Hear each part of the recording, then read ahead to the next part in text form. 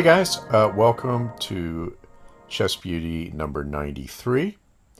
And this is a study by a Dutch player, or Dutch composer, I should say, De Feijter. That's Defeijter. It's from 1941. I apologize, I'm sure I'm mispronouncing that name, so uh, I'm sorry to my Dutch friends out there. Perhaps somebody can tell me how to pronounce the name so I don't embarrass myself in the future.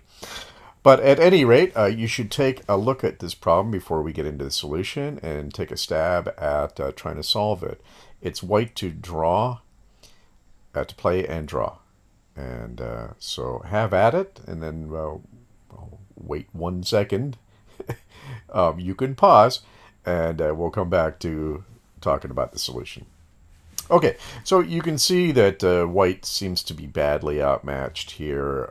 He's got two pawns, which are doubled and isolated against a rook, which seems like a bad bet, but these pawns are dangerously advanced, and so black does need to attend to the danger here.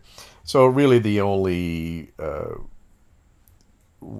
even remotely useful idea for white in the position is to play g7. So that is it's not really the solution. The clever part of the solution comes later in the problem. Okay, so black doesn't have a lot of options here. If he tries rook to e8 to stop the pawn, then white plays bishop h7, and that's going to be a draw because he's going to have to give up the rook for the pawn, and that will leave two bishops of opposite colors, and black will be able to stop the other pawn with his dark squared bishop. So it's just an easy draw for white. So let's go back to the position after g7. So instead, he realizes he needs to move the white bishop off of that diagonal. So he tries rook to e1 check. Now in this position, well, now it's white that doesn't have a lot of options. He can play king to b2, but then after bishop to e5, king to a2 only move, rook to a1 is checkmate. So again, after rook to e1 check, he can try instead king to a2, but then bishop to e5 anyway, and now white is in something of a zugzwang position here. So he can't, if he tries to queen the pawn, then immediately we get checkmate. So really, if he does anything else, it's checkmate. So that's not a good solution for him. So for instance, if he plays rook to b1 to stop the checkmate, then black will still prevail after taking the pawn. And that's his only move, more or less, g6. And now he's, after rook to g1, he's in zugzwang again. So the bishop has to move.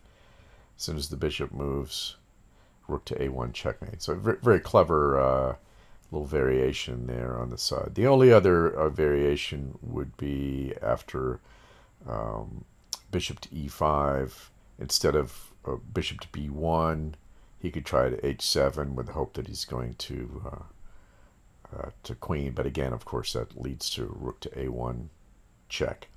So going back from the beginning of the problem after g7, rook to e1 check, white's only move really is bishop to d1, seemingly giving up the bishop. Now, if black is foolish enough to take this bishop, then after rook takes a bishop, king to c2, the rook is attacked, and the pawn is going to queen. And because of the exquisite position of the black squared bishop on d6, he cannot arrive on the last rank to stop the pawn. So in this position, actually, white is going to win. So let's go back here. So he can't take the bishop. So after rook to e1 check, bishop to d1. Instead, he's achieved his goal of moving the bishop off of the diagonal.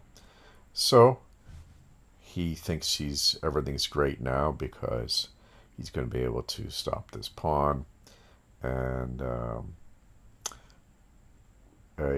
white cannot play, for instance, bishop to b3 because the king can just take it. Things look good for black, but it's not, because white has this crazy move, and this is really kind of the point of the puzzle, being able to find this move, which is bishop to h5, which seems nonsensical on the surface. And now let's just examine, before we get in the main line, what could black do at this point. So he could play the main line, which is rook to g8, which seems sensible, but let's look at alternatives. You could play rook to a8, getting out of the attack, but then after bishop to f7, and maybe something like bishop to f4, the pawn moves. The bishop tries to get it, but again, we're going to have another draw. So again, after bishop to h5, instead of this, he could play, again, let's say rook to a8. It doesn't really matter what square he goes to. And we get this position here. Instead of, after bishop to f7, he could play instead bishop to e5. But it doesn't make any difference. We still get the same basic variation. So let's see here. Instead of queening, well, let's not get into any more of that.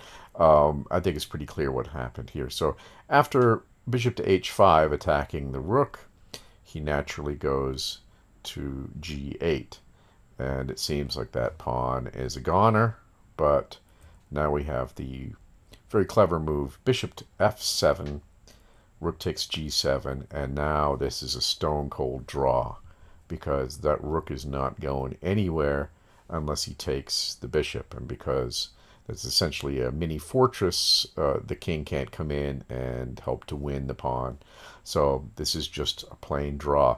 Interestingly enough, this is a draw the computer cannot see, because the outcome is beyond its event horizon. So it cannot see that eventually black is only going to be able to take the bishop with a draw. And it gives actually black a seriously positive winning, is almost 4 pawns winning. So it's actually very instructive to see how wrong a computer can be.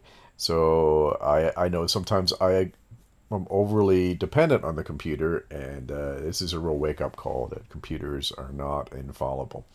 Anyway, that is it for 93, and we're going to continue this until we hit Chess Beauty 100. So thanks for watching. I hope you enjoyed this. Oh, I should say this guy, Feijter, or whatever is how you pronounce his name, was a Dutch player. He was I think he did many of these problems. He was a prisoner of war during the Second World War, and he probably composed many of these in prison camp. After the war, he was active in I believe in chemical engineering and printmaking. Anyway, he's left actually quite a beautiful legacy of problems, and we may look at a couple more of those. There's an appealing simplicity to some of his positions, and some of them I actually use for teaching children. So anyway, interesting composer, and you should check out more of his stuff. I'll put a link to some more of his problems in the description. Okay, thanks for watching. Bye-bye.